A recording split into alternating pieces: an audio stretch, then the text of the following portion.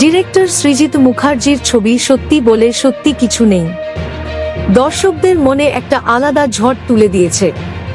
হল ফেরত দর্শকদের উচ্ছ্বাস এবং তাদের রিভিউতে বোঝা যাচ্ছে সত্যি বলে সত্যি কিছু নেই সৃজিত মুখার্জির এই ছবিটি দর্শকদের মনে এক গভীর জায়গা করে নিয়েছে। আসুন দেখিনি কি বলছে হল ফেরত দর্শকরা। সেই ছবিখান নষ্ট করে তোমার ঘরে বসত করে কয়জনা মন জানো না, তোমার ঘরে বসত করে কয়জনা, তোমার ঘরে বসত করে কয়জনা মন জানো না, তোমার ঘরে বসত করে কয়জনা।